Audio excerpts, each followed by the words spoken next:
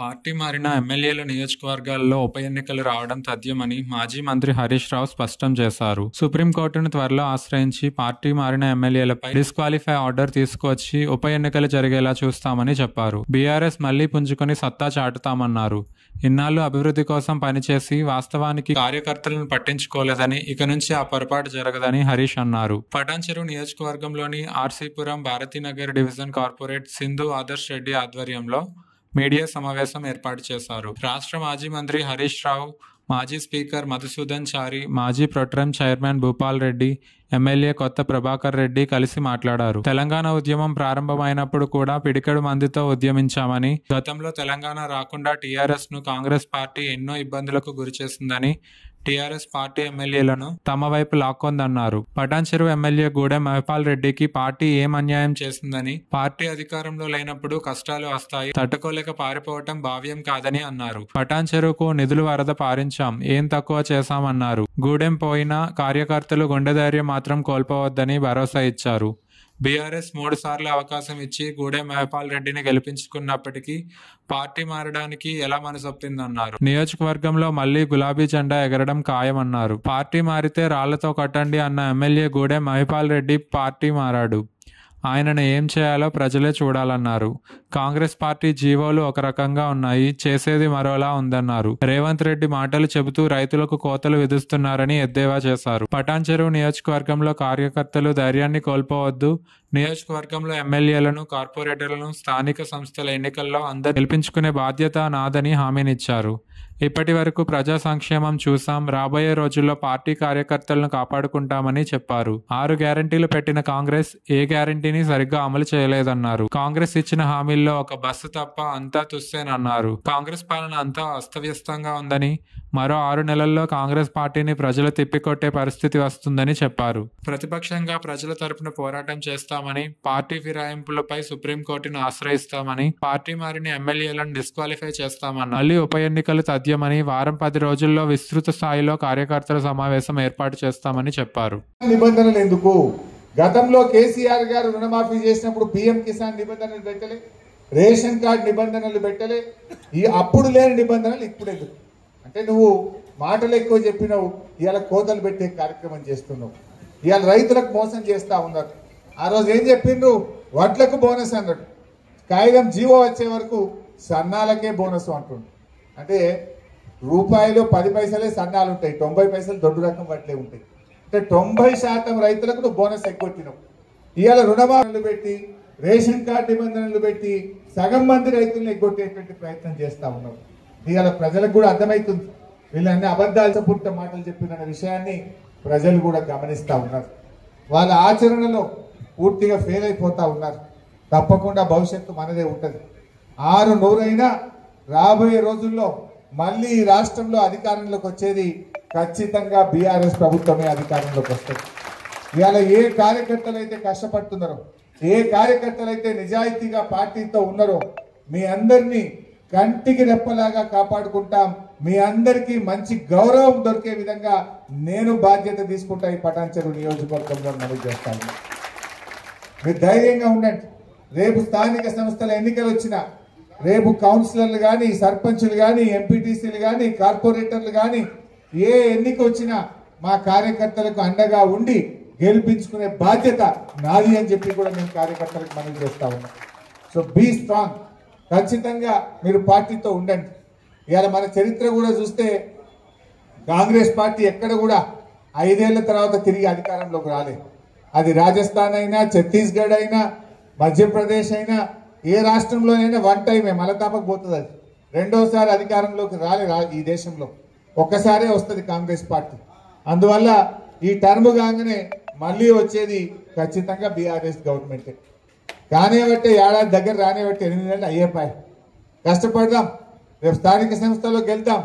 కానీ భవిష్యత్తులో కూడా ఎట్టి పరిస్థితుల్లో పార్టీగా మనం ఏమైందంటే వాస్తవానికి ఎంతసేపు డెవలప్మెంట్ మీదనే పనిచేసినాం.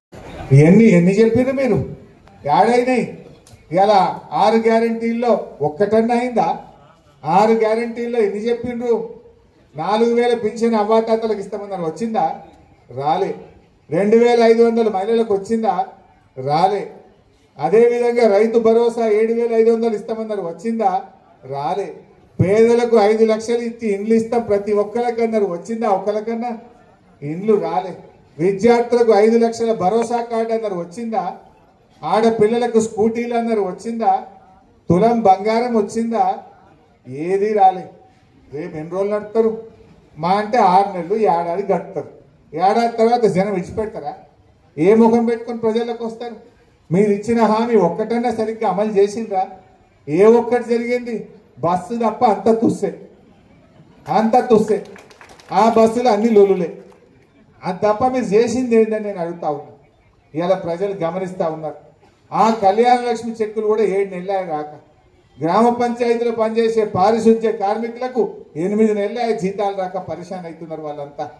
7 నెలల నుంచి కళ్యాణ లక్ష్మి చెక్కులు, ఈ గవర్నమెంట్ వచ్చినప్పటి నుంచి చెక్కులు రాని పరిస్థితి, ఇలా ఆగిపోయినటువంటి పరిస్థితి కనబడుతుంది. స్కూళ్ళల్లో మధ్యాహ్న భోజన కార్మికులకు 8 నెలలకెళ్ళి బిల్లులు రానటువంటి పరిస్థితి ఉంది. పరిపాలన అంతా స్తంభించిపోయింది, అస్తవ్యస్తంగా ఉన్నటువంటి పరిస్థితి ఉంది. ప్రజలు ఒక్కొక్కటిగా గమనిస్తూ ఉన్నారు.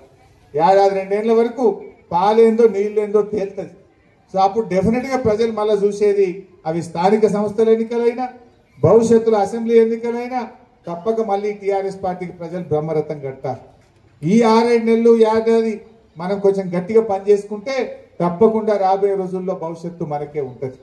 అందువల్ల ఈ పటాన్ చెరువు నాయకులకు, కార్యకర్తలకు నేను మీకు ఇచ్చే ధైర్యం ఒక్కటే, ఎమ్మెల్యే గారు పోయినంత మాత్రాన పార్టీ పోదు, భవిష్యత్తు మీదే. మళ్ళీ పటాన్ చెరువు మీద ఎగిరే జెండా గులాబీ జెండనే. మంచి నాయకత్వం ఉంది, మంచి కార్యకర్తలు ఉన్నారు ఇవాళ. ఎందుకంటే ఆనాటి కాంగ్రెస్ పాలనలో ఇదే పటాన్ చెరువు ప్రజలందరూ కూడా ఇలా కేసీఆర్ గారి పాలనను, ఇప్పటి ప్రభుత్వ పాలనను కంపేర్ చేసుకుంటున్నారు. నాడెట్లుండే నేడెట్లున్నది అనేది ఇలా ప్రజల వాళ్ళ ఆలోచనలో కనపడతా ఉంది మనకు. బట్ ఏదైనా ఇలా ఆలోచించండి, మైపాల్ రెడ్డి గారికి పార్టీ ఏం తక్కువ చేసింది? ఆయనను 3 సార్లు ఎమ్మెల్యేగా చేసి ఇవాళ ఆయనని గెలిపించింది మీరందరూ కూడా. బీఆర్ఎస్ కుటుంబం గెలిపించింది ఆయన. మీరందరూ ఎంత కష్టపడ్డారు? మీరందరూ కూడా ఎంతో కష్టపడితేనే ఇలా మైపాల్ రెడ్డి గారు గెలిచింది. కానీ ఇలా కష్టాలు వస్తాయి, ఒక పార్టీ ప్రతిపక్షంలో ఉంటుంది. 10 ఏళ్ళు మనం ప్రభుత్వంలో ఉన్నాం కదా. 10 ఏళ్ళు ప్రభుత్వంలో ఉన్నప్పుడు మరి ఎన్నో కార్యక్రమాలు చేసినాం. నిజానికి పటాన్ చెరువుకు ఏది చేయలేదో చెప్పండి. ఏది అడిగితే అది పటాన్ చెరువుకు అడగడమే తడువుగా జీవోలు తెచ్చిచ్చిన పటాన్ చెరువు. కొత్త మండలాలు కానీ, మన మున్సిపాలిటీలు కానీ, త్రాగునీరు కానీ, రహదారులు కానీ, అండర్ గ్రౌండ్ డ్రైనేజ్ కానీ, మార్కెట్లు కానీ, స్టేడియంలు కానీ, కాలేజీలు కానీ, ఎన్నో రకాలుగా పటాన్ చెరువుకు నిధుల వరద ఒక ప్రవాహంలాగా అందించాం. బట్ అయినా ఎమ్మెల్యే గారు ఎందుకు పోయినా నాకైతే అర్థమవుతలేదు. నేను ఇవాళ మీకు చెప్పేది ఒకటే, గూడెం పోయినా గుండె ధైర్యాన్ని మీరు కోల్పోకండి, మేమున్నాం మీకు. గూడెం పోయినంత మాత్రాన్ని ఎవరు గుండె ధైర్యం కోల్పోవాల్సిన అవసరం లేదు. బీఆర్ఎస్ పార్టీ మీకు అండగా ఉంటుంది, మేమందరం కూడా మిమ్మల్ని కాపాడుకుంటాం. ఎవరైతే ఎమ్మెల్యేలు ఇలా పార్టీ మారినరో వాళ్ళు మాజీలు అయ్యేదాకా నిద్రపోయేది లేదు, వాళ్ళని వదిలిపెట్టేది లేదు. ఇలా ఖచ్చితంగా వాళ్ళు ఏదో రోజు మాజీ కావాల్సిందే, వాళ్ళని మాజీ చేసేది ఖాయం. ఆయనకు మనసు ఎట్లొచ్చింది మైపాల్ రెడ్డి? అరే నేను 3 సార్లు ఎమ్మెల్యేగా టికెట్ ఇచ్చి నిన్ను గెలిపించి ఇంత గౌరవిస్తే పార్టీ మారడానికి మైపాల్ రెడ్డికి మనసు ఎట్లొచ్చిందని నేను అడుగుతా ఉన్నా. ఇది న్యాయమా అని నేను అడుగుతా ఉన్నా. ఇది నీకు తగునా అని నేను అడుగుతా ఉన్నా. ఒక తల్లిలాగా పార్టీ నిన్ను దగ్గర తీసుకున్నది. ఆనాడు వైసీపీలో నీకు అవకాశం రాక ఇబ్బంది పడితే గుండెకు హత్తుకొని నిన్ను టికెట్ ఇచ్చి గల్లీ గల్లీ తిరిగి ఇవాళ గెలిపించుకొని కాపాడుకున్నది బీఆర్ఎస్ పార్టీ. నీకు ఎట్లా మనసు వచ్చిందని నేను అడుగుతా ఉన్నా. అయినా వ్యక్తులు కాదు ముఖ్యం, పార్టీకి సిద్ధాంతం ముఖ్యం, కార్యకర్తలు ముఖ్యం, మీలాంటి నాయకులు ముఖ్యం. మీకు ఏ ఆపద వచ్చినా, అర్ధరాత్రి ఆపద వచ్చినా నేను మీకు అండగా ఉంటా, ప్రభాకర్ అన్న మీకు అండగా ఉంటాడు. మనకు సీనియర్ నాయకులు మన గౌరవనీయులు భూపాలన్న కానీ, గౌరవనీయులు సత్యన్న కానీ, చాలా శంకరన్న కానీ, ఎంతో అనుభవం ఉన్న నాయకులు మనకు ఉన్నారు. వీళ్ళందరూ కూడా మీకు నిలబడతారు. నేను కూడా ఎంత దూరం, నాకు సిద్దిపేట దూరం, పటాన్ చెరువు దగ్గర, నాకు పిలిస్తే అర్ధ గంటలు రాగలితే ఇక్కడికి, చాలా దగ్గరగా ఉంటాం. సో అందువల్ల పార్టీని పూర్తి స్థాయిలో రీబిల్డ్ చేసుకుందాం. మళ్ళీ మంచిగా కష్టపడే కార్యకర్తలకు కేసీఆర్ వచ్చినాకనే పవర్ హాలిడే పోయింది. 24 గంటల కరెంటు పరిశ్రమలకు ఇచ్చినాం, రైతులకు ఇచ్చినాం, గృహ అవసరాలకు ఇచ్చినాం. ఇవాళ ఏం జరుగుతుందో కూడా ప్రజలు గమనిస్తూ ఉన్నారు. సో అన్ని విషయాలు కూడా ప్రజలు చూస్తారు. కొద్దిగా టైం, ఓ ఏడాది 2 ఏళ్ళు అయితే పాలేందో నీళ్ళేందో తెలుస్తుంది. ప్రజలకు మంచి చెడు ప్రజలే గుర్తిస్తారు. మన మంచితనాన్ని, మన పనితనాన్ని ప్రజలు తప్పకుండా గుర్తిస్తారు. మనం ప్రజల్లో వెళ్దాం, ప్రజల పక్షాన ఉందాం, ప్రతిపక్షంగా ఈ ప్రభుత్వాన్ని నిలదీద్దాం, ప్రతిపక్షంగా ఈ ప్రభుత్వం చేసే తప్పుల మీద పోరాడదాం. రేపు రాబోయే అసెంబ్లీ సమావేశాల్లో కూడా బ్రహ్మాండంగా గట్టిగా మేము పోరాటం చేస్తాం. ఎమ్మెల్యేలు ఎవరైతే పార్టీ మారినరో దీని మీద సుప్రీంకోర్టుకు కూడా పోతున్నాం. త్వరలోనే సుప్రీంకోర్టుకి వెళ్ళి ఆర్డర్ తెస్తాం. మళ్ళీ ఈ రాష్ట్రంలో బై ఎలక్షన్లు వస్తాయి. తప్పకుండా పార్టీ మారిన నియోజకవర్గాల్లో ఉప ఎన్నిక వస్తుంది.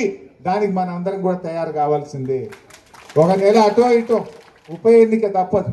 పార్టీ మారిన చోట సుప్రీంకోర్టులో రాజ్యాంగ ధర్మాసనం యొక్క తీర్పు ఉన్నది. 3 నెలల్లోగా స్పీకర్ నిర్ణయం తీసుకోవాలని. ఇప్పటికే మనం హైకోర్టులో కేసు వేసినాం. త్వరలోనే సుప్రీంకోర్టుకు పోతా ఉన్నాం. సుప్రీంకోర్టు నుంచి ఆర్డర్ తెస్తాం.